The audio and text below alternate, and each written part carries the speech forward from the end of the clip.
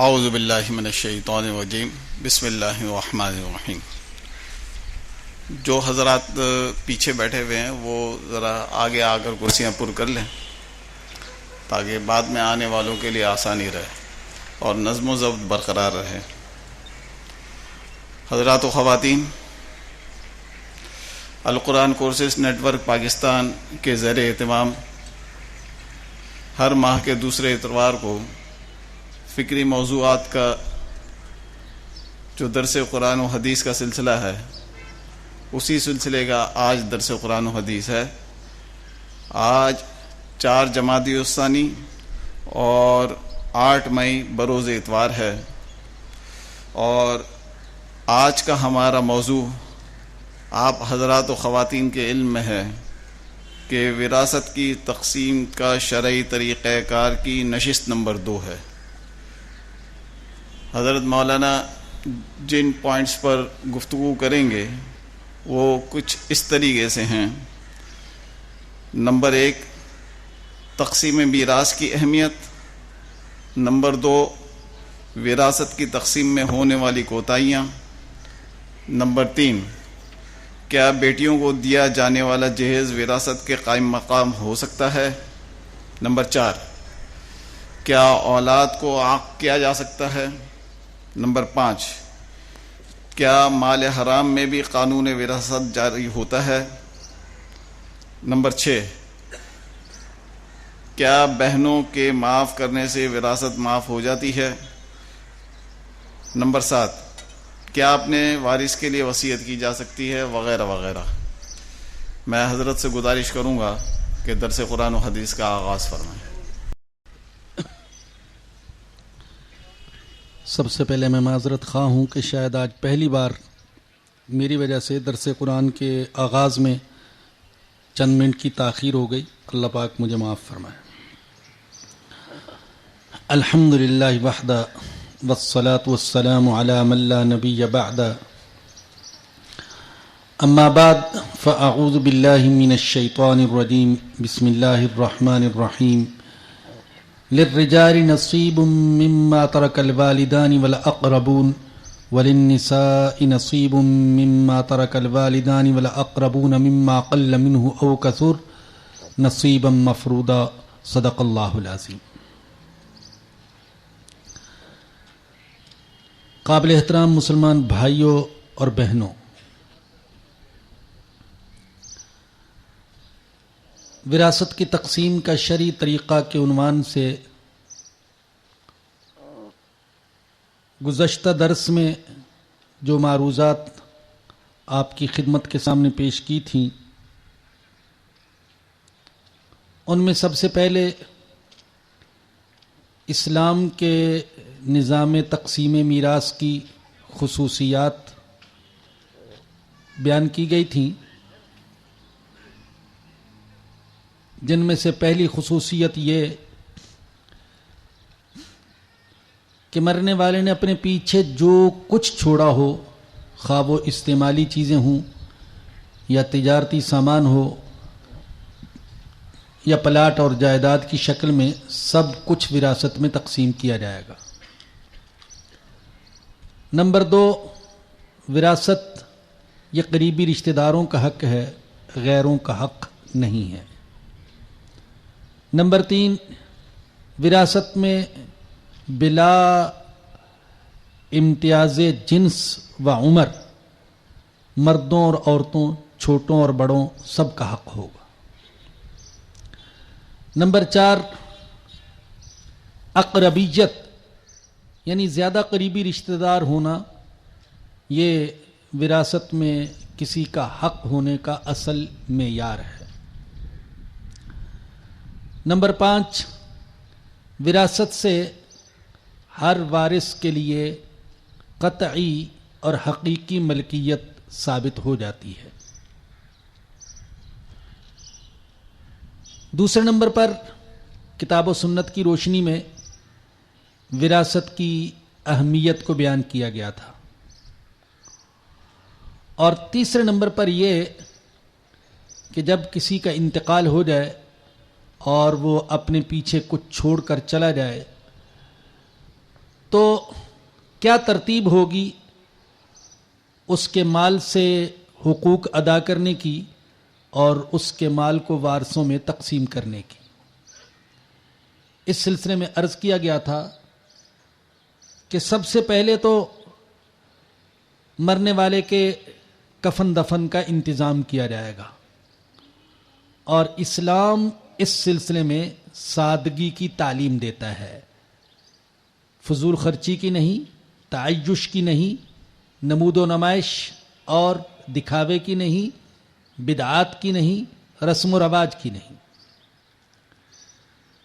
دوسرے نمبر پر مرنے والے کے ذمے اگر کچھ لوگوں کا قرض ہو تو وہ قرض ادا کیا جائے گا، کہ قرض ایک ایسی چیز ہے کہ جو نہ عام کو معاف ہوتا ہے، نہ خاص کو معاف ہوتا ہے، نہ نیک کو معاف ہوتا ہے، نہ بد کو معاف ہوتا ہے، حتیٰ کہ اگر کوئی اللہ کی راہ میں اپنی جان بھی قربان کر دے اور شہید ہو جائے تو شہید کو بھی قرض معاف نہیں ہوتا۔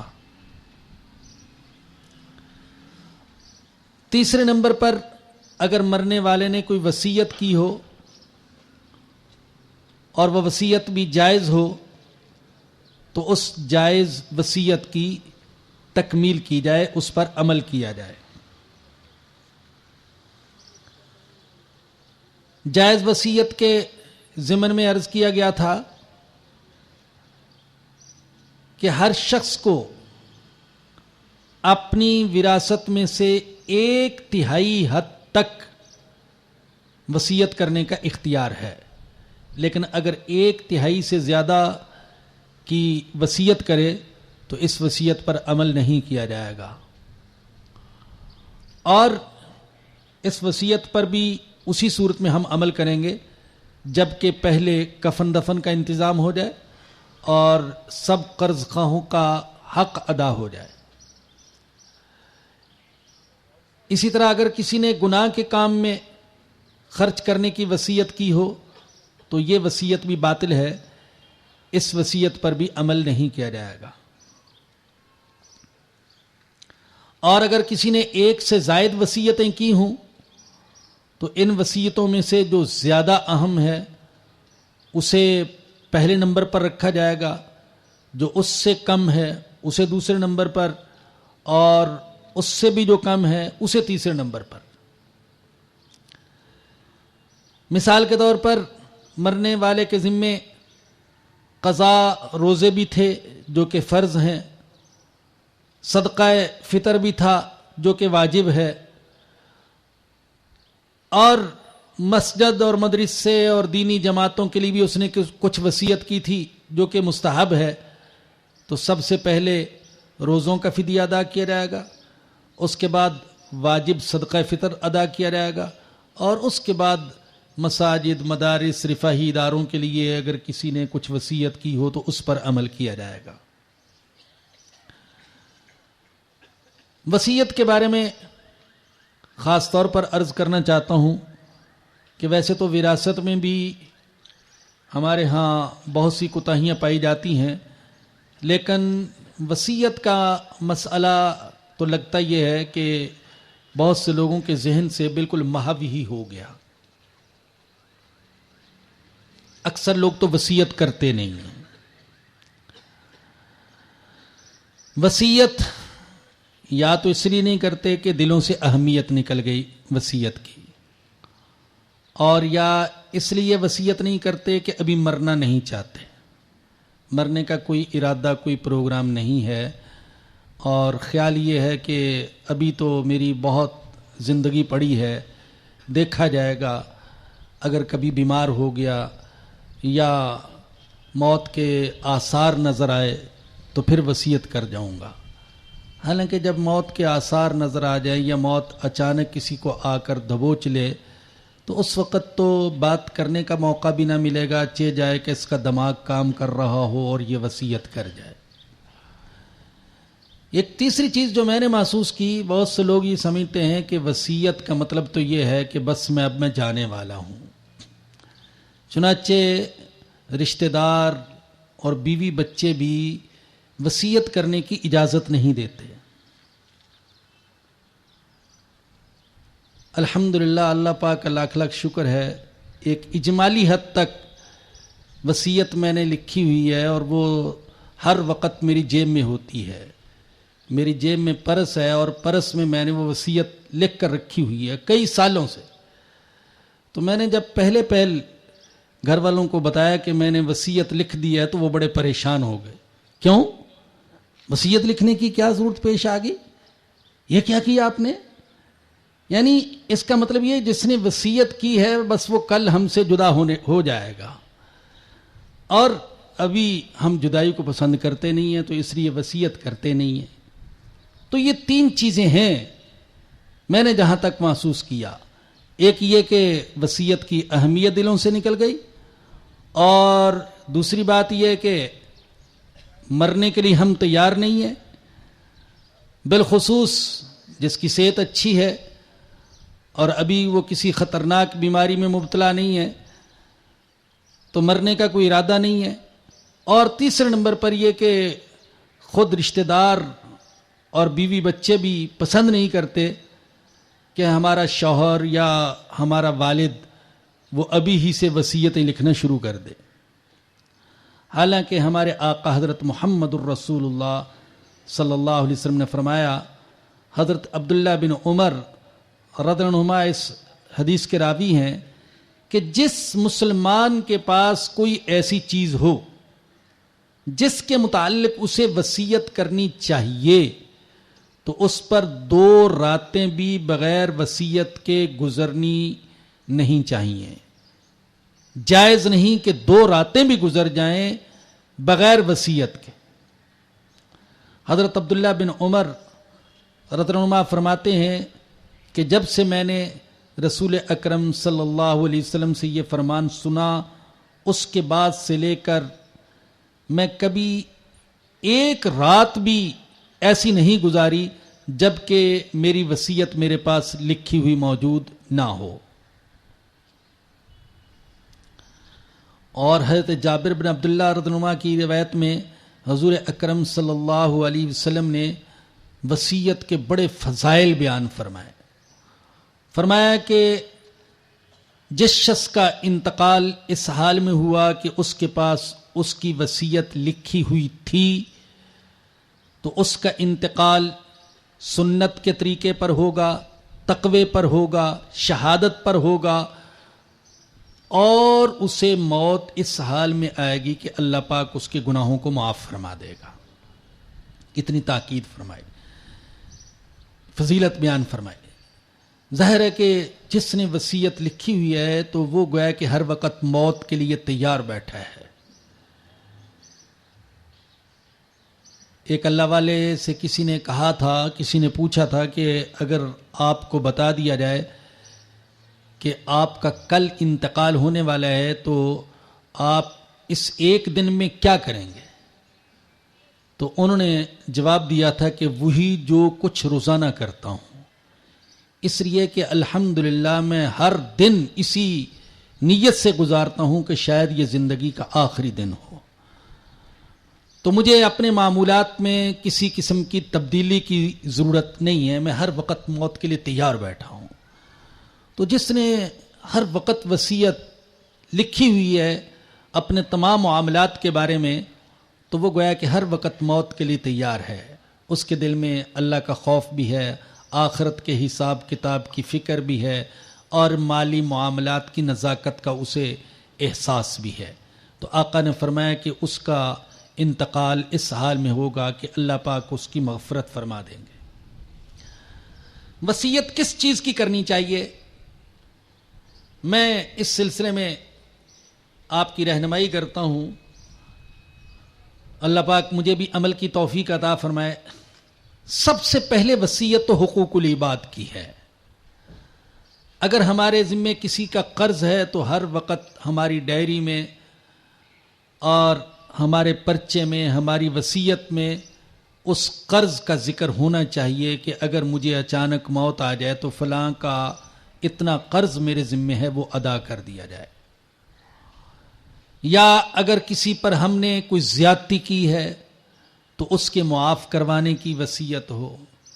زندگی میں بے شمار مواقع انسان آتے ہیں کہ انسان سے اپنے قریبی عزیزوں کے ساتھ، تعلق والوں کے ساتھ بعض زیادتیاں ہو جاتی ہیں اور معافی مانگنے کی فرصت نہیں ملتی، یا جھجک ہوتی ہے، یا ایک خوف ہوتا ہے پتہ نہیں معاف کرے گا یا نہیں کرے گا، تو لکھ جائے، ہو سکتا ہے کہ مرنے کے بعد اس کا دل نرم ہو جائے اور وہ معاف کرنے کے لیے تیار ہو جائے۔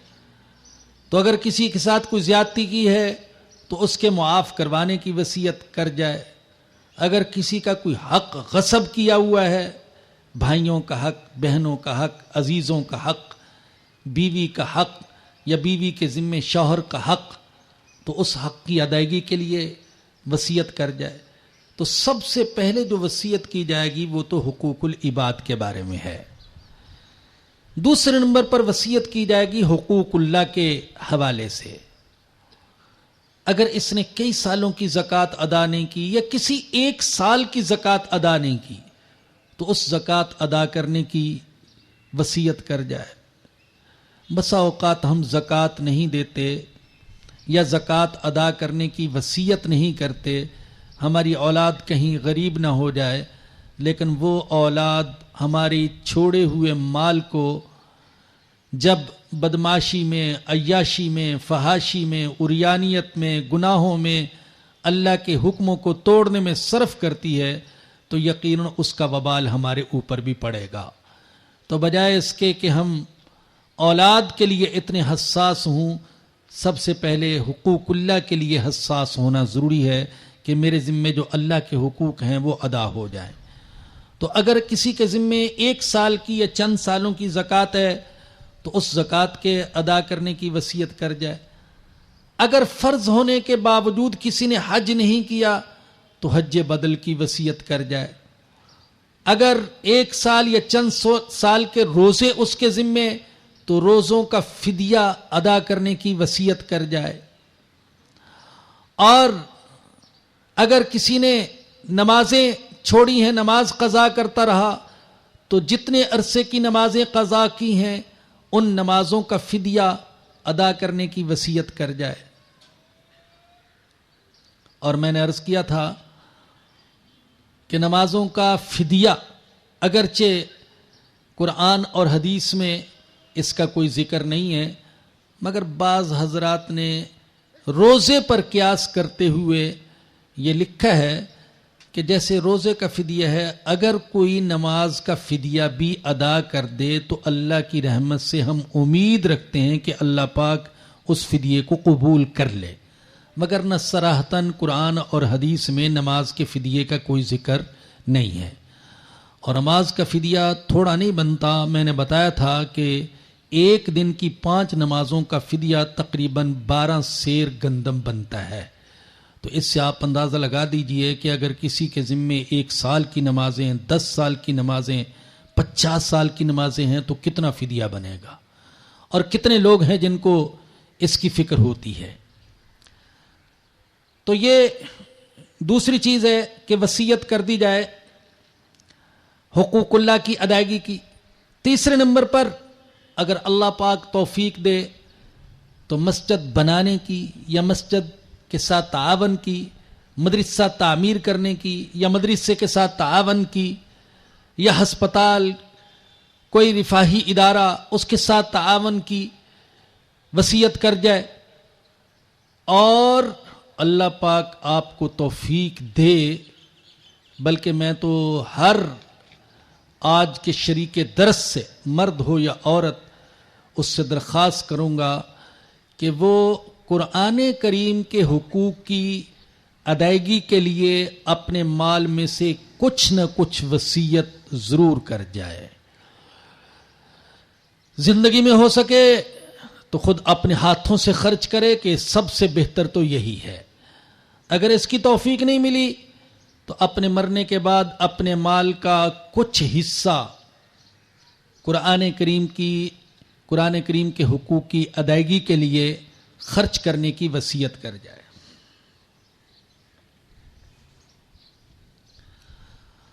قرآن کریم کے حقوق کی ادائیگی میں سے ایک حق جس کی طرف خاص طور پر متوجہ کرنا چاہتا ہوں کہ باقی تو حقوق ایسے ہیں کہ عام طور پر بار بار مساجد میں اور مجالس واعظ میں بیان کیے جاتے ہیں، لیکن ایک حق جو میں پامال ہوتے ہوئے دیکھ رہا ہوں وہ یہ کہ قرآن کریم کے جو مقدس اوراق ہیں ان کی بے ادبی اور بے حرمتی کی جاتی ہے۔ ایک صاحب نے تو اخبار میں بڑے بڑے اشتہار بھی دیے اور اس اللہ کے بندے نے متوجہ کرنے کی کوشش کی کہ کہیں ایسا تو نہیں کہ آج جو ہم پر بہت سے مصائب و آلام بارش کی طرح برس رہے ہیں تو ان کی ایک وجہ یہ کہ مقدس اوراق کی بڑی بے دردی سے بے حرمتی اور بے ادبی کی جاتی ہے۔ گزشتہ دنوں میں نے اخبار میں دیکھا کہ بارش کی آمد کی وجہ سے بلدیہ کے ذمہ داروں نے گندے نالوں کی جو صفائی کی تو بعض گندے نالوں سے مقدس اوراق کے بورے برآمد ہوئے۔ بعض لوگ نیٹی جیٹی کے پل پر جا کر بوریاں بھر بھر کر پھینک دیتے ہیں اور بعض کوئی دوسرا طریقہ اختیار کرتے ہیں، لیکن ان میں سے کوئی طریقہ بھی میری نظر میں مقدس اوراق کو بے ادبی سے نہیں بچاتا ہے۔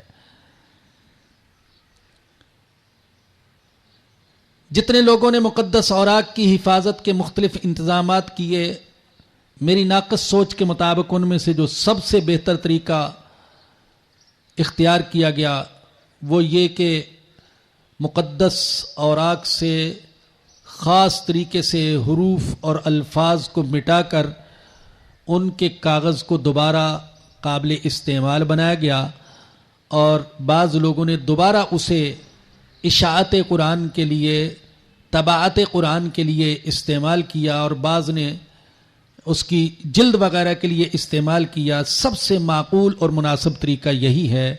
اس میں ورق کا تحفظ بھی ہے، ادب بھی ہے، اور کروڑوں اربوں روپے کو ضائع ہونے سے بچانا بھی ہے۔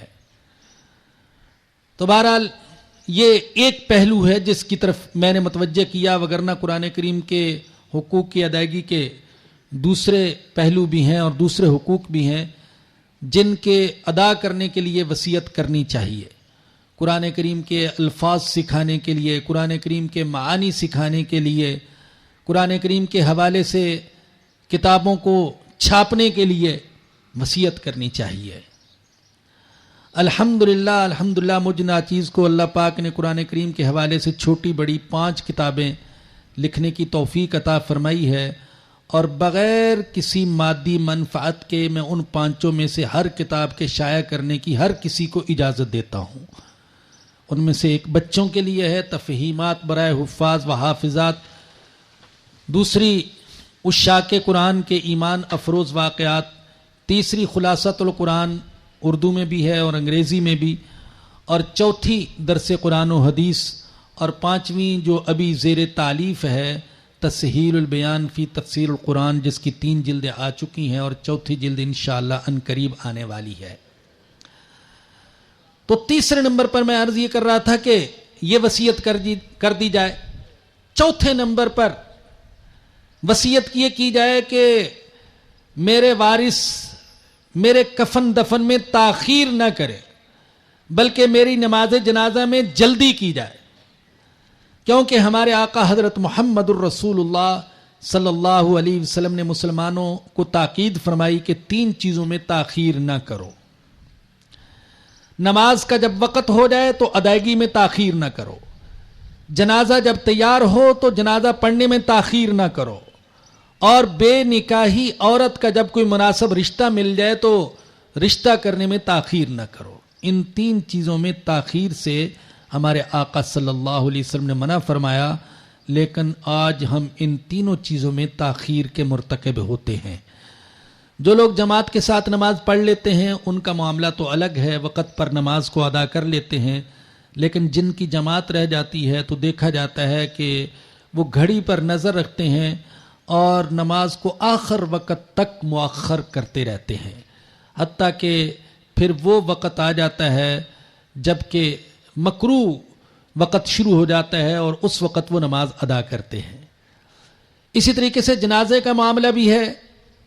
آج کل فیشن سا بن گیا بڑا مجمع اکٹھا کرنے کے لیے، یا ملک اور بیرون ملک میں دور دراز علاقوں میں رہنے والے رشتہ داروں کی آمد کا انتظار کرنے کے لیے جنازے میں تاخیر در تاخیر کی جاتی ہے. بعض اوقات 24 گھنٹے حتیٰ کہ 48 گھنٹے بھی جنازے میں تاخیر کر دی جاتی ہے. اسی طریقے سے رشتوں کا معاملہ تو آپ کے سامنے ہے. معیار کی تلاش میں لوگ رشتوں میں تاخیر کرتے جاتے ہیں حتیٰ کہ وہ وقت آ جاتا ہے کہ معیاری رشتہ تو کیا کہ پھر غیر معیاری رشتہ بھی نہیں ملتا، اور والدین اپنی بیٹیوں کو بوڑھا ہوتے ہوئے اور ان کے بال کو سفید ہوتے ہوئے دیکھتے روتے ہیں اور شرماتے ہیں. تو اس کی وصیت کی جائے کہ میرے دفنانے میں دیر نہ کی جائے. 5ویں نمبر پر وصیت کی جائے بدعات سے بچنے کی، کہ آج دنیا میں اپنی ناک رکھنے کے لیے اور رشتہ داروں کو اور دوست احباب کو اور سوسائٹی کے لوگوں کو خوش کرنے کے لیے بہت سی بدعات ہیں جن کا ارتکاب کیا جاتا ہے. باوجود کہ دل میں ان کی اہمیت نہیں ہوتی پھر بھی بدعات کرتے ہیں. 3واں 10واں 40واں یہ سب بدعات ہیں. چراغاں کرنا، قبر پر چادر چڑھانا، یہ بدعات ہیں. تو ان بدعات سے بچنے کی تاکید کی جائے اپنی اولاد کو، کہ میرا جنازہ سنت کے مطابق پڑھا جائے اور میرے ایصال ثواب کے لیے علماء سے پوچھ کر سنت والے طریقے اختیار کیے جائیں اور کسی قسم کی بدعت کا ارتکاب نہ کیا جائے. 6 نمبر پر وصیت کر سکتے ہیں اپنی اولاد کو، اپنے متعلقین کو دین پر قائم رہنے کی، نیک لوگوں سے تعلق رکھنے کی، اور اپنی اولاد میں سے کسی کو یا اولاد کی اولاد میں سے کسی کو قرآن کا حافظ، دین کا خادم بنانے کی وصیت. تو یہ وصیتیں ہیں جن میں سے بعض تو لازم ہیں اور بعض مستحب کے درجے میں ہیں. تو یہ وصیتیں کی جائیں اور یہ کرنی چاہیے ہر مسلمان کو. بنیادی بحث کے بعد اب ہم ان سوالات کی طرف آتے ہیں جو آج کے موضوع کے حوالے سے اٹھائے گئے ہیں. ان میں سے جو پہلا سوال ہے وہ تقسیم وراثت میں ہونے والی کوتاہیاں. پہلی کوتاہی جو تقسیم میراث میں کی جاتی ہے وہ یہ کہ میت کا قرض ادا نہیں کیا جاتا. قرض کے ادا کرنے میں کیسے کہوں کہ میں نے بڑے بڑے دینداروں کو بھی بڑا غافل اور کوتا دست پایا ہے. ایسا لگتا ہے کہ حقوق العباد کی اہمیت ہی دل سے نکل گئی ہے. سب کچھ کرتے ہیں، بڑی بڑی محفلوں کا انعقاد کرتے ہیں، رسمیں کرتے ہیں، بدعات کرتے ہیں، سینکڑوں ہزاروں کو کھانا کھلاتے ہیں، لیکن مرنے والے کے ذمے جو قرض ہے اس کے ادا کرنے کی فکر نہیں کرتے. حالانکہ آپ سن چکے گزشتہ درس میں ہمارے آقا صلی اللہ علیہ وسلم نے فرمایا کہ جب تک کسی کا قرض ادا نہ کر دیا جائے اس وقت تک مرنے والا مقروض مقید اور محدود رہتا ہے. اس کی روح کو روک دیا جاتا ہے، علیین میں نہیں جانے دیا جاتا، جنت میں نہیں جانے دیا جاتا.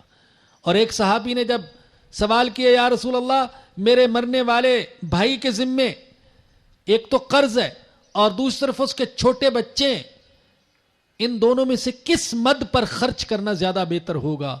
تو آپ نے فرمایا کہ پہلے قرض ادا کرو اپنے مرنے والے بھائی کا، اس لیے کہ جب تک اس کا قرض ادا نہیں ہوگا اس کی روح کو روک دیا جائے گا.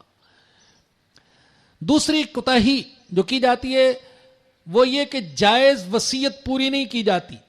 بہت سے وارث وصیت کو دبائی جاتے ہیں محض لالچ کی وجہ سے کہ جو کچھ اس نے چھوڑا ہے وہ خود ہی ہڑپ کر لیا جائے، اور اگر اس نے کوئی وصیت کی ہے تو اس وصیت کو منظر عام پر آنے ہی نہ دیا جائے. تیسری کوتاہی جو کی جاتی ہے وہ یہ کہ میراث کو تقسیم نہیں کیا جاتا.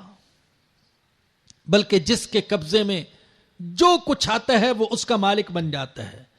کسی کے قبضے میں گاڑی آ گئی تو وہ اس کا مالک بن گیا, کسی کے قبضے میں مکان آ گیا تو وہ اس کا مالک بن گیا, کسی کے قبضے میں دکان آ گئی تو وہ اس کا مالک بن گیا, پلاٹ آ گیا تو اس کا مالک بن گیا, گھڑی آ گئی تو اس کا مالک بن گیا, زیور آ گیا کسی کے قبضے میں تو اس کا مالک بن گیا. جس کے قبضے میں جو آ جائے وہ اس کا مالک بن جاتا ہے, اور وراثت کو تقسیم کرنے کی کوشش نہیں کی جاتی. چوتھی کوتاہی جو کی جاتی ہے وہ یہ کہ جو لوگ تقسیم کرتے بھی ہیں وراثت, وہ دکان, پلاٹ, مکان, نقد رقم, زیورات, انہیں تو تقسیم کرتے ہیں, لیکن مرنے والے کے استعمال میں جو چیزیں تھیں انہیں تقسیم نہیں کرتے. مثال کے طور پر اس کے بدن کے کپڑے, اس کی گھڑی, اس کا قلم, اس کا ٹیپ ریکارڈ, اس کا کمپیوٹر, جو بھی چیزیں اس کے استعمال میں تھیں, اس کے برتن, اس کے جوتے, موزے, شریعت کا حکم یہ کہ ایک ایک چیز کو تقسیم کیا جائے گا. اس میں شک نہیں کہ ہمیں بڑا عجیب لگتا ہے کہ اس کے پرانے کپڑوں کو تقسیم کرنے کی کیا ضرورت ہے اور موزوں اور جوتوں کو تقسیم کرنے کی کیا ضرورت ہے, لیکن ہمیں شریعت کے حکم کے سامنے اپنی عقل کی نفی کر دینی چاہیے اور اپنے رسم و رواج کو ذبح کر دینا چاہیے اور سر جھکا دینا چاہیے. جو شریعت کا حکم ہے اس کے مطابق عمل کیا جائے. پھر دیکھیں مرنے والے کے جو وارث ہوتے ہیں اس میں کچھ بالغ ہوتے ہیں, کچھ نابالغ ہوتے ہیں. اب اگر بالغوں نے جو ان کے قبضے میں چیز آئی اس پر قبضہ جما لیا اور سمجھتے ہیں کہ نابالغ بھی اس پر راضی ہیں, بالغ بھی راضی ہیں, کسی کو کوئی اعتراض نہیں ہے, اگر میں نے ابا جان کی گھڑی پر قبضہ کر لیا ہے یا اس کا قلم لے لیا یا ان کا لباس لے لیا, ان کے کپڑے لے لیے, تو کسی کو اعتراض نہیں ہے, تو یاد رکھیے کہ بالغ اگر اجازت دے دیں تو پھر تو کوئی چیز رکھی جا سکتی ہے, لیکن نابالغ کی تو اجازت کا بھی اعتبار نہیں ہے. اگر نابالغ اجازت بھی دے دے تو نابالغ بچے یا بچی کی اجازت سے کوئی چیز ہمارے لیے حلال نہیں ہو جاتی ہے.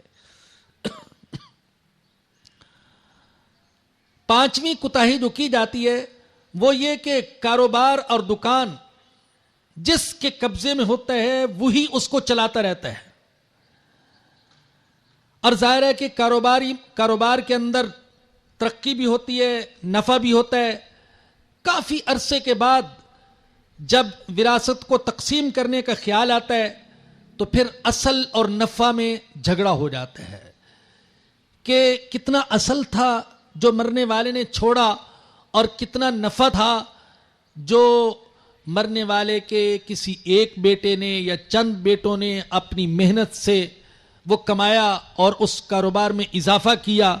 اس میں جھگڑا کھڑا ہو جاتا ہے. بہت سے لوگوں کو اس بارے میں جھگڑتے ہوئے دیکھا, اس لیے کہ ابتدا میں جب کوئی مرتا ہے تو دکھ اور غم کا ایسا ماحول ہوتا ہے کہ ہر ایک چشم پوشی کرتا ہے, کوئی زبان نہیں کھولتا. بعض بچے چھوٹے ہوتے ہیں لیکن جب وہ شعور کے مرحلے میں قدم رکھتے ہیں اور سوچتے سمجھتے ہیں یا ان کو احساس دلایا جاتا ہے کہ آپ کا بھی حق ہے اور مرنے والے نے یہ چھوڑا تھا, تو پھر جھگڑے کھڑے ہوتے ہیں. اور چھٹی کوتاہی جو عام ہے وہ یہ کہ بہنوں کو حق نہیں دیا جاتا. بہت سے لوگ بہنوں سے اپنا حق معاف کروا لیتے ہیں, اور معاف کرنے کی حقیقت یہ ہے کہ بہنوں کے اندر ہمارے معاشرے میں اب تک بھی ساری بے حیائی کے باوجود اب تک بھی ہمارے معاشرے میں بہنوں اور بیٹیوں میں شرم حیا زیادہ ہوتی ہے. بھائیوں کے سامنے وہ نظر نہیں اٹھا سکتی, اور بہت سے خاندانوں و معاشروں میں بہنیں یا بیٹیاں سمجھتی ہیں کہ اگر ہم نے اپنے حق کا مطالبہ کیا تو سب ہی ہمیں حریص, لالچی اور بھائیوں کی بدخواہ اور دشمن قرار دیں گے, اور لوگوں کو ہم کیا منہ دکھائیں گے کہ تم حصہ لیتی ہو وراثت میں. آپ دیہاتی معاشروں میں چلے جائیں, بہن زبان نہیں کھول سکتی وراثت کے لیے, اس لیے کہ وہ جانتی ہے کہ میرا جینا حرام کر دیا جائے گا اگر میں نے اپنی وراثت میں اپنا حصہ طلب کیا. بعض لوگ یہ کرتے ہیں کہ ایسی بہنوں کو حج کروا دیتے ہیں اور سمجھتے ہیں کہ ہم نے ان کا حق ادا کر دیا. وہ بیچاری بھی خوش ہو جاتی ہے کہ بھائیوں نے بڑا احسان کیا میرے اوپر کہ مجھے حج کروا دیا. حالانکہ ہو سکتا ہے وراثت میں اگر اس کو پورا حصہ ملتا تو 20 لاکھ ملتا, 25 لاکھ ملتا یا زیادہ ملتا, اور انہوں نے اس کے حج پر 2-4 لاکھ روپے خرچ کر کے اس کو خوش کر دیا. تو حج کروانا یہ وراثت کا نعم البدل نہیں ہو سکتا. بعض تحفے تحائف دے دیتے ہیں یا خوشی غمی کے موقع پر کچھ دیتے رہتے ہیں اور سمجھتے ہیں کہ ہم نے اپنی بہن کا حق ادا کر دیا. حالانکہ وہ دیتے بھائیوں کو بھی ہیں, بھائیوں کی اولاد کو بھی دیتے ہیں, لیکن جو کچھ بہنوں کو دیتے ہیں اسے اپنا احسان سمجھتے ہیں اور اسے وراثت کا بدل قرار دے دیتے ہیں. تو یہ چھٹی کوتاہی ہے جو وراثت کے سلسلے میں کی جاتی ہے کہ بہنوں کا حق نہیں دیا جاتا, اور یہ زمانہ جاہلیت سے چلی ہوئی کوتاہی ہے. نزول قرآن کے زمانے میں جو جاہل تھے وہ بھی بہنوں اور بیٹیوں کو وراثت میں حصہ نہیں دیتے تھے, اور آج کا مسلمان بھی بہنوں اور بیٹیوں کو وراثت میں حصہ نہیں دیتا. مگر وہ تو جاہل جو تھے وہ صاف صاف کہتے تھے کہ بہنوں اور بیٹیوں کا کوئی حق ہے ہی نہیں. ہم کہتے ہیں حق ہے, لیکن یہ کہ ہم نے معاف کروا لیا, ہماری بہنوں نے معاف کر دیا, تو اس معاف کرنے کا کوئی اعتبار نہیں ہے. علماء کہتے ہیں بہتر صورت یہ ہے کہ جو بہنوں اور بیٹیوں کا حصہ بنتا ہے وہ ان کو دے دیا جائے. وہ قبضہ کرنے کے بعد پھر اگر چاہیں خوش دلی سے اپنا حصہ, اپنا حق بھائیوں کو دینا چاہیں تو دے سکتی ہیں. یہ دینا تو ہے خوش دلی سے, اور یہ معاف کرنا ہے صحیح طریقے سے. باقی جو ہمارے طریقے ہیں وہ شریعت کے مطابق طریقے نہیں ہیں. 7ویں کوتاہی جو وراثت کی تقسیم میں کی جاتی ہے وہ یہ کہ اگر کسی مرنے والے کی بیوہ نکاح ثانی کر لے تو اسے وراثت سے محروم کر دیا جاتا ہے. اس کا وراثت میں کوئی حق نہیں جانتا. یعنی ہماری نظر میں یہ اس کا بہت بڑا جرم ہے کہ اس نے دوسرا نکاح کر لیا. تو یہ 2 کوتاہیاں, 2 بڑی غلط رسمیں, ایک تو یہ کہ بیوہ کو نکاح ثانی سے محروم رکھنا, اور دوسرا یہ کہ اس کو وراثت سے بھی محروم کر دینا.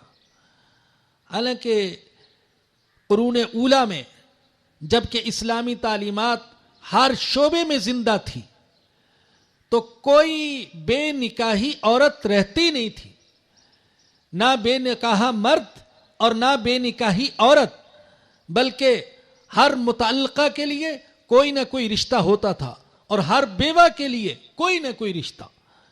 ایسی مثالیں بھی ملتی ہیں کہ 4-4 دفعہ 5-5 دفعہ کوئی عورت بیوہ ہوئی, لیکن بیوہ ہوتے ہی اس کا دوسری جگہ رشتہ ہو گیا, اور اس رشتے کی وجہ سے, اس نکاح ثانی کی وجہ سے کوئی بھی اس کو وراثت سے محروم نہیں رکھتا تھا.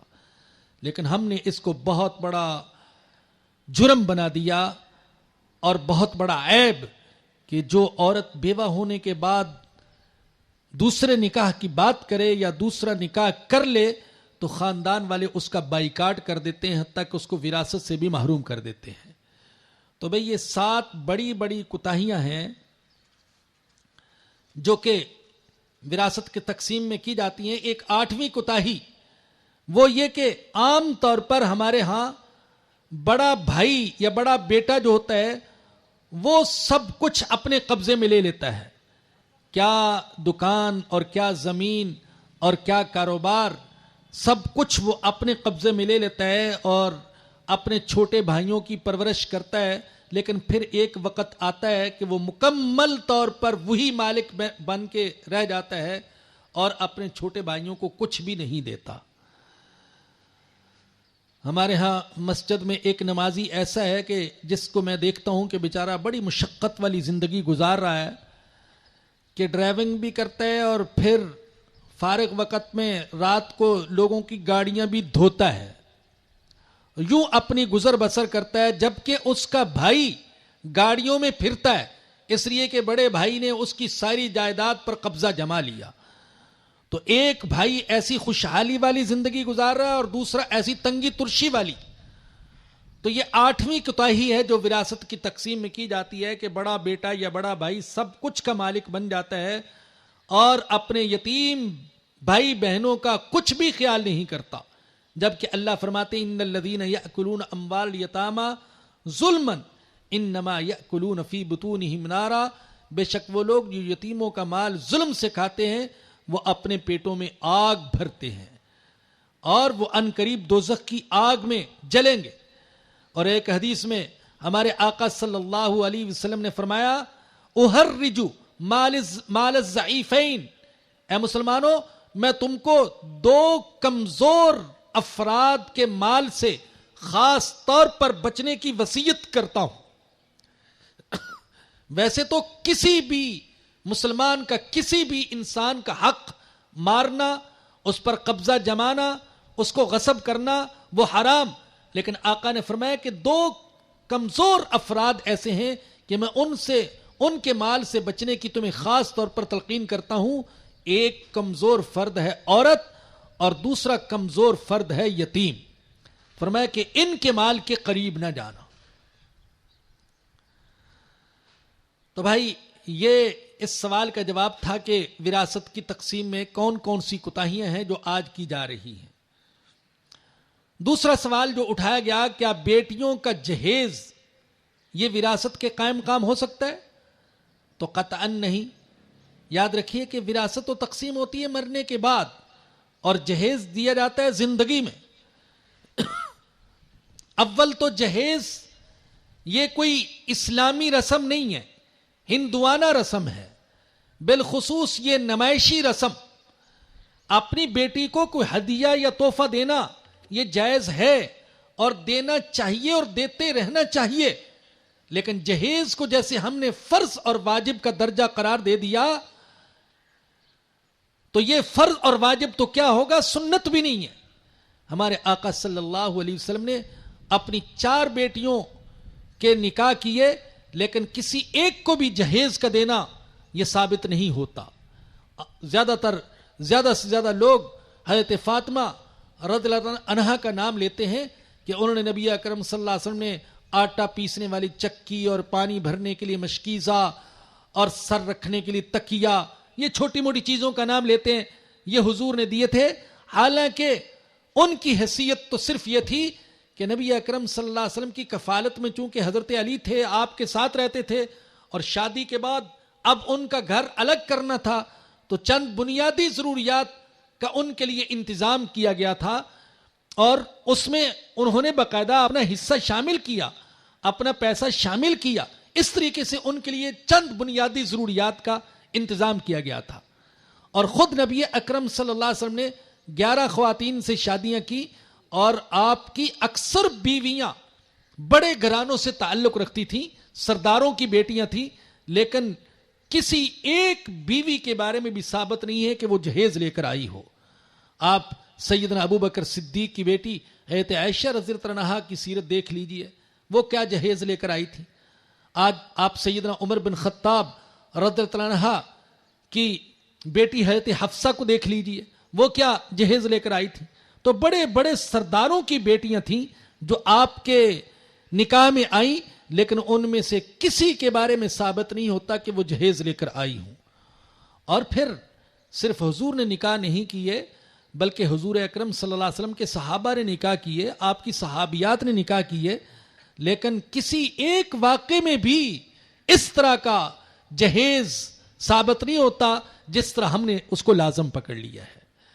اور کتنی ہی بہنیں اور بیٹیاں ایسی ہیں کہ جن کے والدین معاشرے کی ڈیمانڈ کے مطابق جہیز دینے کی سکت نہیں رکھتے اور رسمیں ادا کرنے کی سکت نہیں رکھتے، جس کی وجہ سے ان کی جوانیاں داغدار ہو رہی ہیں اور وہ نکاح سے محروم گھروں میں بیٹھی ہیں. کون ذمہ دار ہے ان کی جوانیوں کے داغدار ہونے کا؟ کون ذمہ دار ہے ان کے والدین کی تکلیفوں اور پریشانیاں کا؟ یہ ہم ذمہ دار ہیں جو دین کے دعوے کرتے ہیں. جو سنت پر چلنے کے دعوے کرتے ہیں اور جو فلاں خانقاہ اور فلاں خانقاہ اور فلاں جماعت اور فلاں دینی جماعت سے تعلق رکھنے کے دعوے کرتے ہیں لیکن شادی بیاہ میں نبی کی سنتوں کو اختیار کرنے کے لیے تیار نہیں ہے. میرا اپنی 50 سالہ زندگی کا مشاہدہ یہ ہے کہ جب شادی بیاہ کا موقع آتا ہے تو میں نے دیکھا کہ اس میں نیک اور بد، عالم اور جاہل، تبلیغی اور غیر تبلیغی، صوفی اور غیر صوفی، مجاہد اور غیر مجاہد، دیوبندی اور بریلوی، مقلد اور غیر مقلد، سب ایک ہی صف میں کھڑے ہوتے ہیں. وہاں سب کا اتفاق ہے کہ ان رسموں کو ادا کرنا ضروری ہے. باقی اختلاف ہے، رفع یدین کرنا چاہیے نہیں کرنا چاہیے، آمین اونچی کہنی چاہیے نہیں کہنی چاہیے، پگڑی سبز باندھنی چاہیے سفید باندھنی چاہیے، اس میں خون بہانے کے لیے تیار ہیں لیکن وہاں پر نبی کی سنتوں کو زندہ کرنے کے لیے تیار نہیں ہے.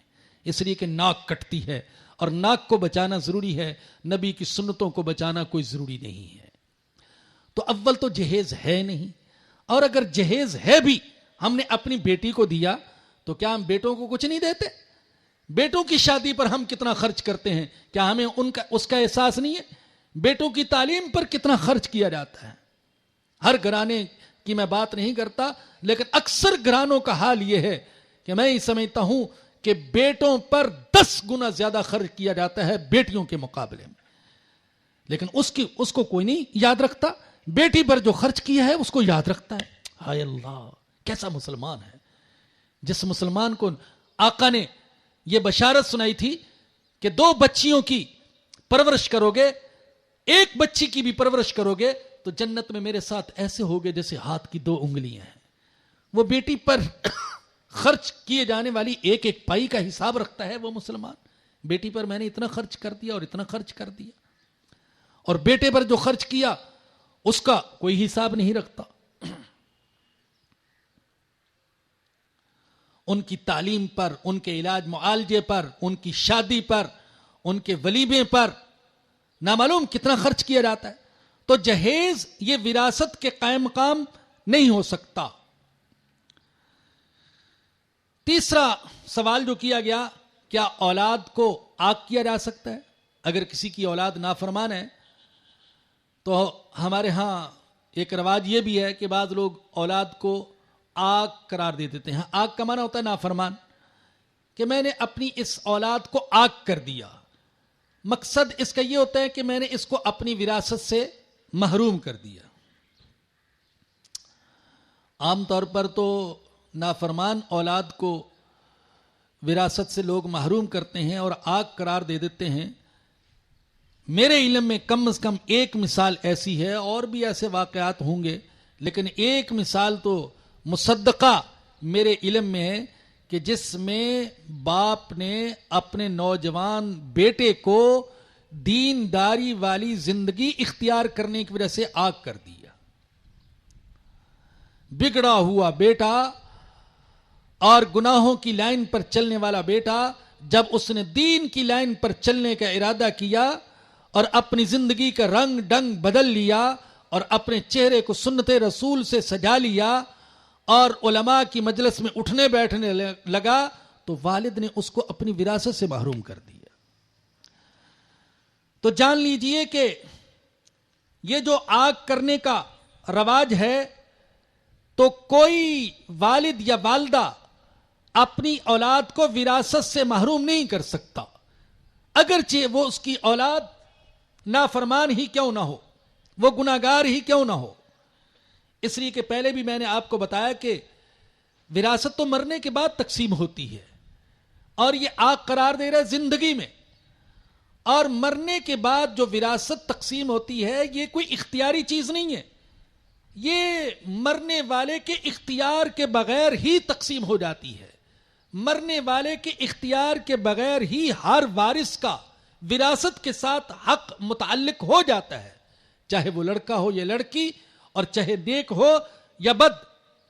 البتہ علماء نے لکھا ہے کہ اگر کسی کی اولاد بہت ہی بگڑی ہوئی ہو اور وہ واقعتاً محسوس کرتا ہے کہ میری یہ اولاد میری کمائی کو اور میرے مال کو اور میری وراثت کو گناہوں میں خرچ کرے گی اور یوں اللہ کے عذاب کی مستحق بنے گی، تو اسے چاہیے کہ وہ اپنی زندگی ہی میں اپنی بعض اولاد میں اپنے مال کو تقسیم کر دے، چاہے تو کسی کو محروم کر دے اور کسی کو زیادہ عطا کر دے اور ان کا مالک اس کو بنا دے، کہ زندگی میں بہرحال ہر شخص کو اپنے مال میں ہر قسم کے تصرف کا اختیار حاصل ہے، لیکن اس میں یہ نقطہ ملحوظ رکھیے گا کہ زندگی میں اگر کسی کو کچھ دیتا ہے تو صرف تقسیم اور زبانی جمع خرچ تک معاملہ محدود نہ رہے، بلکہ باقاعدہ اس کو مالک بنا دیا جائے.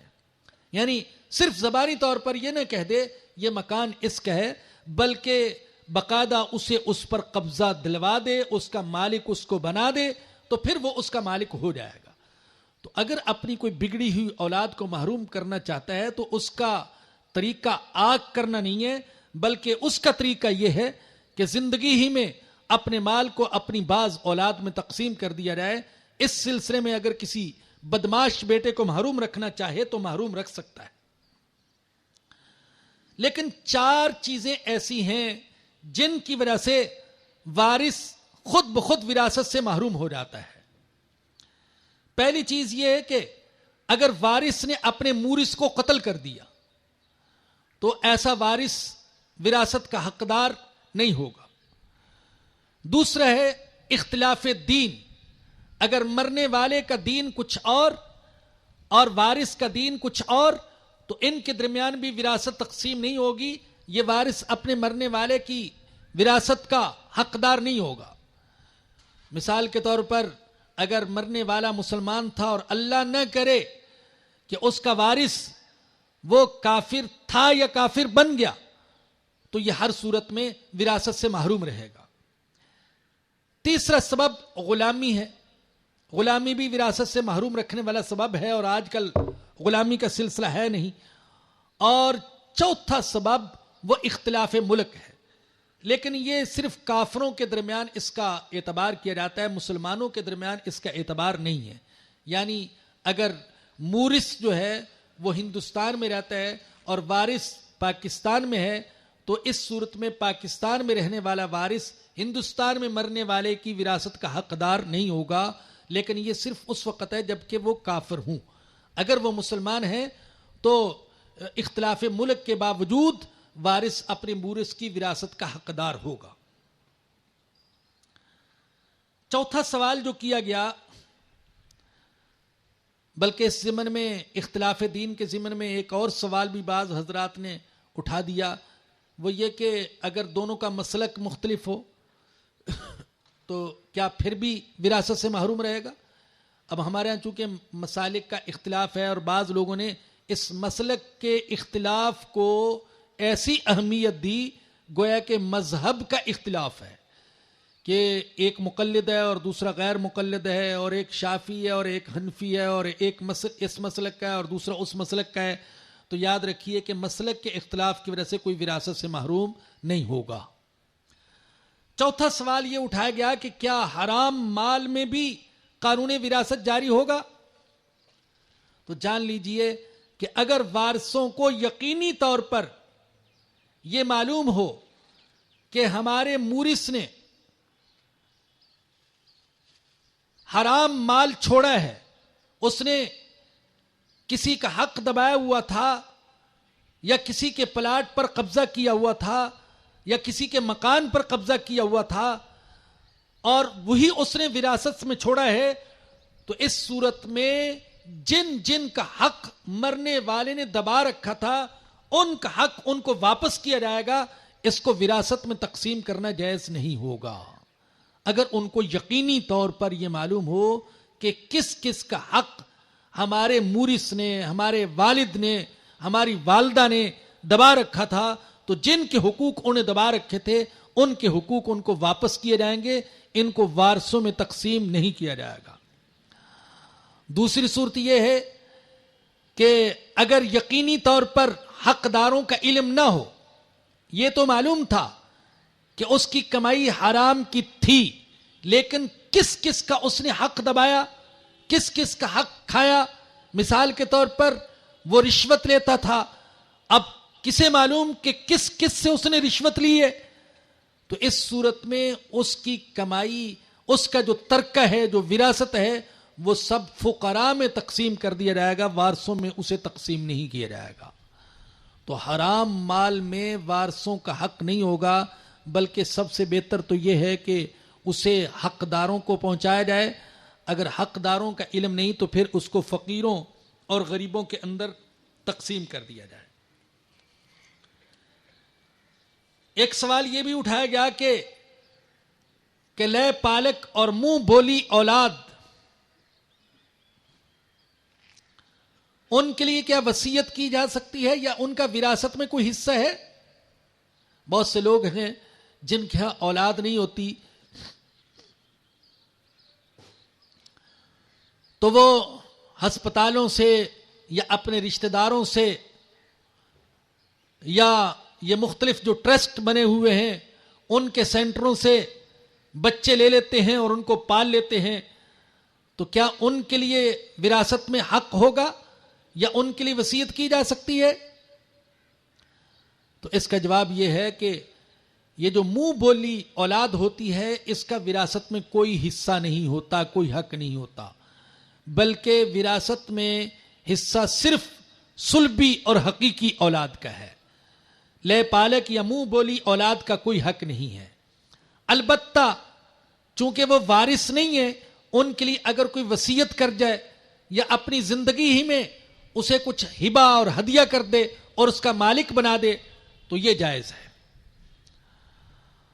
اور یہاں میں صرف عبرت کے لیے عرض کر رہا ہوں کہ میں نے کل یا پرسوں کے اخبار ہی میں یہ خبر پڑھی، ایک ٹرسٹ کے ذمہ داروں کے حوالے سے، کہ اب اس قسم کی اولاد جو غلط تعلقات کے نتیجے میں پیدا ہوتی ہے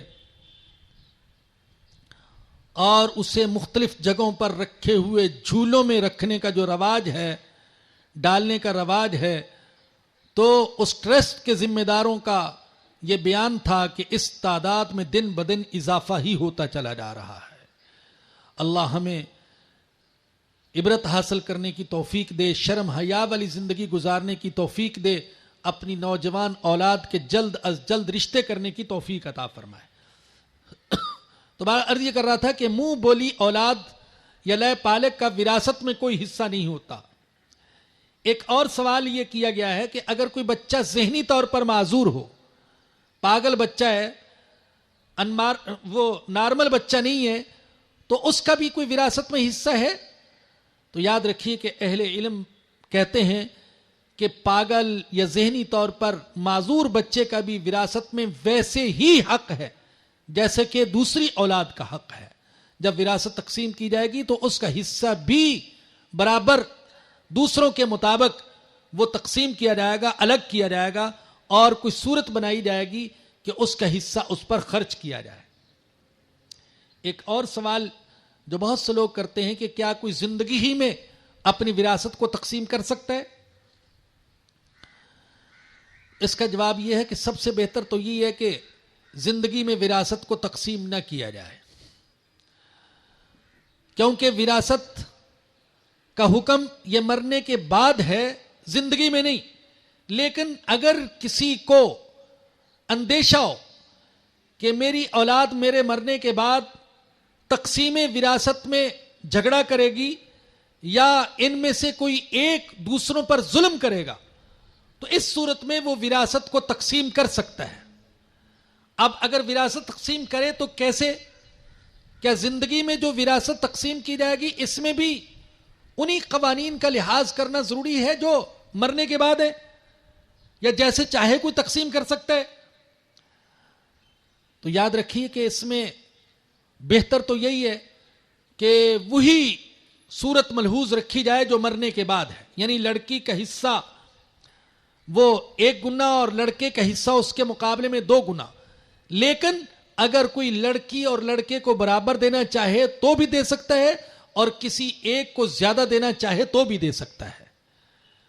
یہ وراثت کے چند موٹے موٹے مسائل ہیں، اصولی قسم کے مسائل جو آپ کی خدمت میں عرض کیے گئے۔ باقی وراثت کے مسائل بڑے نازک ہوتے ہیں، بعض لوگ زبانی پوچھنے کی کوشش کرتے ہیں اور ہر عالم سے، ہر امام مسجد سے یا ہر خطیب سے پوچھ لیتے ہیں، حالانکہ ہر امام اور خطیب کو وراثت کے مسائل میں مہارت نہیں ہوتی، اور زبانی وراثت کے مسائل بتانے بھی نہیں چاہیے۔ میرا تجربہ یہ ہے کہ عام طور پر جو لوگ صورت بتاتے ہیں تو کوئی اس میں کوئی کمی رہ جاتی ہے، زبانی پوچھنے میں کوئی کوتاہی ہو سکتی ہے، اور جواب دینے والا بھی کوئی غلطی اور کوتاہی کر سکتا ہے۔ لہٰذا میں مشورتاً عرض کروں گا کہ اگر وراثت کے مسائل پوچھنے ہوں تو پوری صورت لکھی جائے اور سارے وارث متفقہ طور پر اس صورت کو لکھیں، اس لیے کہ ایک وارث اگر لکھے گا تو ممکن ہے کہ غلط بیانی سے وہ کام لے، تو متفقہ طور پر ساری صورت کو لکھا جائے، مرنے والے نے کیا چھوڑا، اس کے وارث کون کون سے ہیں، بیوی ہے، بچے ہیں، بچیاں ہیں، اور والد ہیں، والدہ ہیں، سب کے وہ رشتے لکھے جائیں، اور پھر کسی معتبر دارالافتاء سے ان مسائل کا جواب حاصل کیا جائے اور ان پر عمل کیا جائے۔ اللہ تعالیٰ مجھے اور آپ سب کو زندگی کے ہر شعبے میں اسلامی تعلیمات پر عمل کرنے کی توفیق عطا فرمائے۔ جی، یہ آپ کا سوال، یہ بزرگوں نے سوال کیا ہے کہ میں کاروباری شخص ہوں، ظاہر ہے کاروبار میں ادھار کا لین دین تو چلتا ہے، میرے پاس ادھار میں مال آتا ہے جاتا ہے، ادائیگی بھی ہوتی ہے، اور یہ ہر کاروباری شخص کے ساتھ ہوتا ہے۔ تو جتنے بھی اس طرح کے کاروباری حضرات ہیں ان کے تیار شدہ کھاتے ہوتے ہیں اور ان میں تفصیلات درج ہوتی ہیں کہ کیا مال آیا اور کیا گیا۔ تو اس صورت میں اگر کسی کو اچانک موت آ جائے تو اس کے کھاتوں کو چیک کیا جائے گا، اور اس نے جو کچھ وراثت میں چھوڑا ہے سب سے پہلے اگر اس کے ذمے قرض ہے تو وہ ادا کیا جائے گا، اور اگر اس کا کسی کے ذمے قرض ہے تو اس کو وصول کیا جائے گا۔ جزاکم اللہ۔ کچھ اعلانات ہیں۔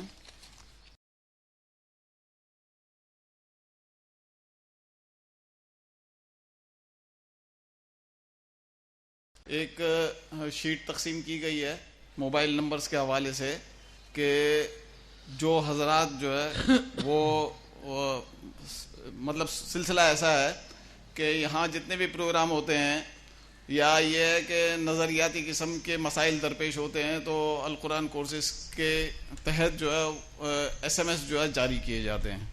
اب یہ ایس ایم ایس وقتاً فوقتاً جتنے بھی پروگرام ہوتے ہیں وہ آپ کو ملتے رہیں، تو اس کے لیے جو ہے یہ شیٹ تقسیم کی جاتی ہے، تو اس میں آپ اپنے موبائل نمبر لکھ دیا کریں، تاکہ اگر آپ نے پہلے لکھ دیے ہیں تو ضرورت نہیں ہے، لیکن اگر ابھی تک آپ نے وہ موبائل نمبر نہیں لکھا تو لکھ دیں، تاکہ جو ہے ایس ایم ایس آپ کو بر وقت پہنچ جایا کریں۔ اگلا ماہانہ درس قرآن و حدیث یہاں انشاءاللہ تعالی القرآن کورسز سینٹر میں اتوار 11:30 بجے دن منعقد ہوگا انشاءاللہ۔ ایک اور اعلان یہ ہے کہ 2006 سے لے کر 2011 تک جتنے درس قرآن و حدیث ہوئے ہیں یہاں، ان کو 5 CDs میں جمع کر دیا گیا ہے، اور فکری اور اصلاحی موضوعات پر یہ کل تقریباً 55 بیانات ہیں، اور انتہائی اعلیٰ کوالٹی کی CDs استعمال کی گئی ہیں اس میں۔ حضرات و خواتین، آپ کو معلوم ہے کہ یہاں القرآن کورسز کے تحت موضوعات کا انتخاب معاشرے کی ضرورتوں کو سامنے رکھ کر انتہائی سوچ سمجھ کر کیا جاتا ہے، اور یہ سارے کے سارے فکری موضوعات ہیں۔ تو آپ تمام حضرات اور خواتین ان CDs کو پھیلانے کے اندر جو ہے مبید و معاون ہوں۔ شیخ الاسلام حضرت مولانا مفتی تقی عثمانی صاحب کا آسان ترجمہ قرآن کا گفٹ ایڈیشن یا کاسٹ ٹو کاسٹ جو ہے اسٹال پر اویلیبل ہے، یہ لیتے ہوئے جائیں آپ۔ اسی طریقے سے مولانا محمد اسلم شیخو پوری صاحب کا خلاصۃ القرآن بھی یہاں جو ہے اسٹال پر اویلیبل ہے۔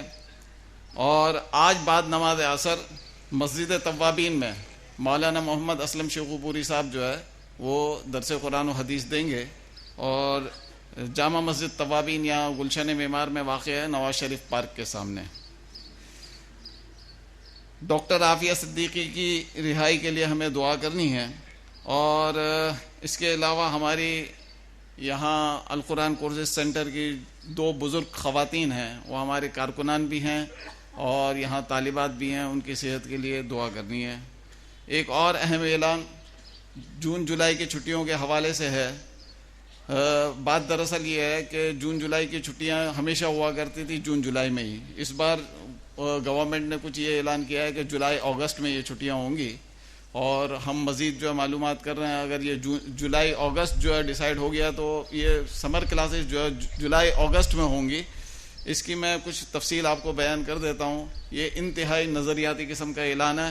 سال میں یہ 2 ماہ کی چھٹیاں ایسی آتی ہیں کہ ہمارے نوجوان طالبات اور طلباء میں ہم یہ 2 ماہ کی محنت کر کے ان کی زندگیوں کے رخ کو موڑ سکتے ہیں اور ان کو جو ہمیشہ کے لیے آگے ایک لائن دے سکتے ہیں دین پر چلنے کے لیے. میں پڑھتا ہوں اس کو کہ جون جولائی کی چھٹیوں کو کارآمد بنانے کے لیے القرآن کورسز نے ابھی سے تیاریاں شروع کر دی ہیں. ہماری کوشش ہوگی کہ شہر کے کونے کونے میں دین کی بنیادی تعلیمات پر مشتمل 2 ماہی سمر کلاسز شروع کی جائیں. اس ٹارگٹ کو اچیو کرنے کے لیے ہم بہت بڑے پیمانے پر میڈیا کمپین چلانے کا ارادہ رکھتے ہیں. میڈیا کمپین کے حوالے سے جتنے بھی جدید طریقے بروئے کار لائے جا سکتے ہیں ہم ان کا بھرپور استعمال کریں گے تاکہ ہمارے جدید تعلیم یافتہ طبقے میں دین کی بنیادی تعلیمات کا پیغام مؤثر طریقے سے پہنچے. اس حوالے سے ہمیں آپ حضرات و خواتین کی طرف سے بھی تعاون کی انتہائی سخت ضرورت ہے کیونکہ یہ تمام مسلمانوں کی اجتماعی ذمہ داری ہے. تعاون جانی، مالی اور ذہنی صلاحیتوں کے اعتبار سے ہے. بالخصوص جو حضرات و خواتین ایڈورٹائزمنٹ اور تعلیم کے شعبے سے منسلک ہیں وہ اپنی خدمات پیش کریں. پچھلے سال وسائل کی عدم دستیابی کے باوجود ہم نے اللہ کا نام لے کر پہلی بار کراچی کے 80 مراکز میں 2 ماہی سمر کلاسز شروع کرنے کا اعلان کیا تھا. مشیت ایزی سے ہمیں اس میں کامیابی ہوئی. ہماری اسٹرانگ میڈیا کمپین کا نتیجہ یہ نکلا کہ شہر میں جگہ جگہ دیگر اداروں نے بھی اس قسم کی سمر کلاسز شروع کی. آپ اندازہ لگا سکتے ہیں کہ ابلاغ کے جدید ذرائع کو استعمال کرنے سے ہمارا کاسٹ کتنا ملٹی پلائی ہوا. آج بعد نماز ظہر جو ہے مولانا طارق جمیل صاحب کا بیان ہے یہاں مسجد عثمانیہ بہادر آباد میں. آپ تمام حضرات اور خواتین سے شرکت کی درخواست ہے. ڈاکٹر سکندر صاحب کے گھر جو ہے خواتین کے لیے انتظام کیا گیا ہے. ایک اور اہم اعلان، بلکہ اعلان کیا ہے یہ وہ کچھ ہو رہا ہے ہمارے ملک میں. جو ہمارے بڑے بڑے ٹرسٹ بنے ہوئے ہیں ان کے جو جغادری ہیں وہ جو حرکتیں کر رہے ہیں وہ ہمارے لیے باعث شرم ہے. یہ ایک پوسٹر جو ہے اہلیہ نے کراچی کی طرف سے شائع کیا گیا ہے. میں اس کو پڑھ دیتا ہوں اور پھر اس کے بعد ہمیں اندازہ لگانا ہے کہ ہمارے جو ٹرسٹوں کے سربراہان جو ہیں وہ دین سے بہرور نہ ہونے کی وجہ سے کیا حرکتیں کر رہے ہیں. پوسٹر کا عنوان ہے عیدی صاحب کیا آپ اب بھی مسلمانوں سے فنڈ مانگیں گے. پھر اس کے بعد جو ہے نیچے ایک اخبار کا تراشا ہے وہ میں پورا پڑھ کر سناتا ہوں. مذہبی تفریق نہیں مانتا، قادیانی جماعت کے لیے عیدی کی دعا. 10,000 پاؤنڈ کا چیک ملنے پر قادیانیوں کے لیے تعریف کے پل باندھ دیے. ایوارڈ کے نام پر دانستہ مسلم لفظ کا استعمال. لندن نمائندہ خصوصی ایدی فاؤنڈیشن کے سربراہ عبدالستار ایدی نے قادیانی جماعت احمدیہ کی فلاحی خدمات کو شاندار الفاظ میں خراج تحسین پیش کرتے ہوئے کہا ہے کہ انسانیت سب سے بڑا مذہب ہے.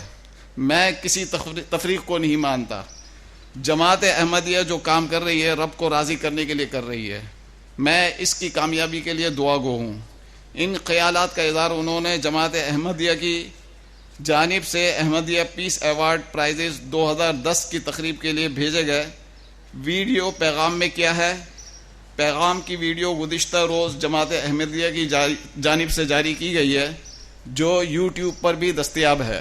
میں نے یوٹیوب پر وہ خود جو ہے میں نے ان کا جو ہے ایدی صاحب کا پیغام خود میں نے جو سنا ہے اور آپ بھی یوٹیوب پر جا کر دیکھ سکتے ہیں اسے. واضح رہے کہ قادیانی جماعت کے سربراہ مرزا مسرور احمد نے 10,000 پاؤنڈ کا چیک ایدی فاؤنڈیشن لندن کے نمائندہ طارق اعوان کو دیا تھا. ویڈیو پیغام میں عبدالستار ایدی نے کہا کہ انہیں ایوارڈ کے لیے منتخب کیے جانے پر بہت خوشی ہے. میرے ہاں جو لوگ آتے ہیں میں ان سے ان کا مذہب نہیں پوچھتا. امن کے لیے انسانیت سب سے اہم ہے. احمدیہ جماعت کا شکریہ ادا کرتا ہوں کہ انہوں نے ایوارڈ دیا جو انسانیت کی بھلائی کے لیے استعمال ہوگا. میں جماعت احمدیہ جو انسانیت کے لیے کام کر رہی ہے کی کامیابی کے لیے دعا گو ہوں. واضح رہے کہ عیدی کو دیے گئے ایوارڈ کا نام احمدیہ مسلم پیس ایوارڈ 2010 رکھا گیا ہے. جماعت احمدیہ کو برطانوی میڈیا مسلم جماعت قرار دینے کی کوشش کرتا رہا ہے، جبکہ جماعت احمدیہ یہ خود بھی اپنے آپ کو مسلمان ظاہر کرنے کی کوشش کرتی ہے۔ آگے لکھا ہوا ہے نوٹ: تمام مسلمانوں سے درخواست ہے کہ ایدی فاؤنڈیشن کے دفاتر پر فون کر کے ایدی صاحب کی باز پرس کریں، اور یہاں نیچے نمبرز دیے ہوئے ہیں۔ پھر اس کے بعد جو ہے یہ لکھا ہوا ہے کہ اس اشتہار کو اپنے طور پر چھپوا کر اس کی زیادہ سے زیادہ نشر و اشاعت کریں۔ کچھ تقریباً 150-200 اشتہار تو یہاں ہم نے اسٹال پر جو ہے باہر رکھوا دیے ہیں۔ آپ تمام حضرات جو ہے یہ اپنے اپنے علاقوں کی مساجد پر لے جا کر لگائیں اسے، اور جو حضرات اسے چھپوا سکتے ہیں وہ اس حوالے سے اپنے بھرپور کردار کو ادا کریں، نہ صرف مساجد پر بلکہ اپنے اپارٹمنٹس پر یہ لگانا بہت زیادہ ضروری ہے۔ میں پھر آپ کو ایک مرتبہ دکھاتا ہوں۔ مجھے بہت اچھے طریقے سے یاد ہے، حضرت مولانا محمد اسلم شیخو پوری صاحب مجھے آج سے 15-20 سال پہلے بتا رہے تھے کہ میں ایدی کے یہاں اپنی بکس لے کر گیا تھا۔ ان کا بہت اچھا گمان تھا ایدی صاحب کے بارے میں، تو ایدی صاحب نے ان کی اسلامک بکس کو ایک طرف رکھ دیا اور انتہائی حقارت کا اظہار کیا تھا۔ یہ مجھے ابھی تک یاد ہے۔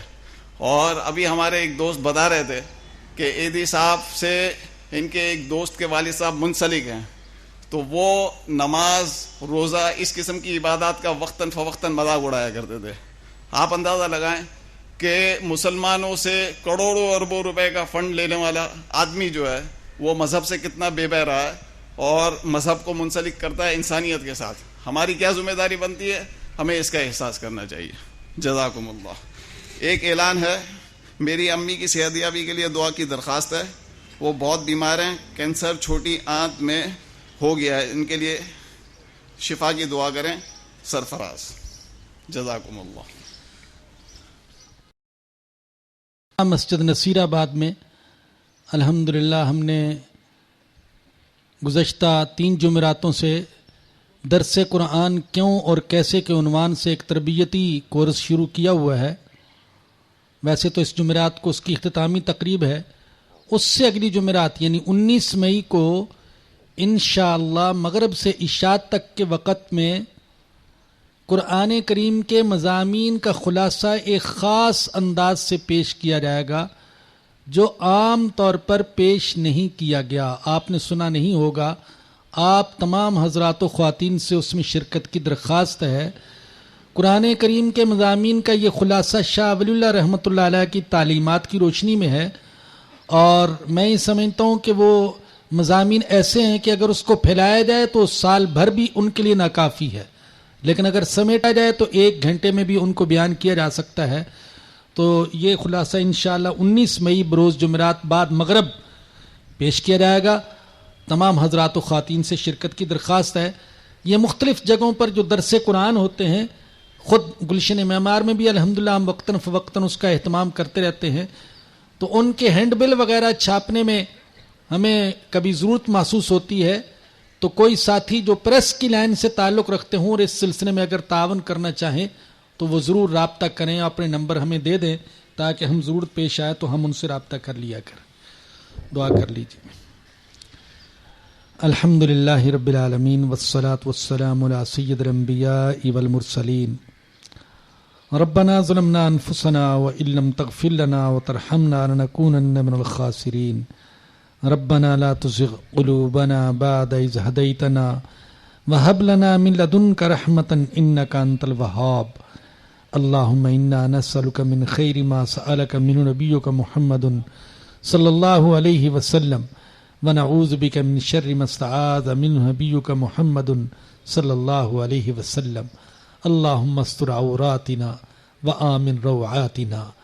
یا رب العالمین، یا ارحم الراحمین، یا غفار یا غفور یا ذی الجلال والاکرام، محض اپنے فضل و کرم سے ہمارے صغیرہ کبیرہ خفیہ اعلانیہ سارے گناہوں کو معاف فرما دے۔ اے اللہ، جو زندگی باقی ہے وہ تیرے حکموں کے مطابق اور تیرے سچے نبی کے سچے طریقے کے مطابق گزارنے کی توفیق عطا فرما دے۔ یا اللہ، ہماری ساری پریشانیوں کو دور فرما، ہمارے مرحومین کی مغفرت فرما، ہمارے بیماروں کو شفا عطا فرما۔ یا اللہ، شیخ اسامہ اور ان کے جتنے ساتھی یا اللہ اب تک جہاد کرتے ہوئے یا اللہ تیری راہ میں شہید ہو چکے سب کے درجات بلند فرما، اے اللہ ان کی قربانیاں قبول فرما، اے اللہ اے اللہ اے اللہ تو مسلمانوں کے اندر جذبہ جہاد کو زندہ فرما، اے اللہ ہمارے حکمرانوں کو غیرت عطا فرما، اسلامی غیرت عطا فرما، عالم اسلام کو اچھی قیادت نصیب فرما، اے اللہ نظام خلافت کا احیاء دیکھنا ہمیں نصیب فرما، یا رب کرم فرما، رحم فرما، معاف فرما۔ ہماری بہن اور بیٹی عافیہ صدیقی اور ان جیسے بہت سے بھائی بہن اور بیٹے اور بیٹیاں یا اللہ جو غیروں کی قید میں ہیں ان کو باعزت آزادی اور رہائی نصیب فرما۔ یا اللہ جن بیماروں کے لیے دعا کی درخواست کی گئی انہیں بھی، اور جن کے لیے درخواست نہ کی جا سکی انہیں بھی شفا عطا فرما۔ یا رب العالمین یا ارحم الراحمین ہماری ساری پریشانیوں کو دور فرما۔ جن گھروں میں لڑائی جھگڑے ہیں وہاں محبت اور پیار کی فضا پیدا فرما۔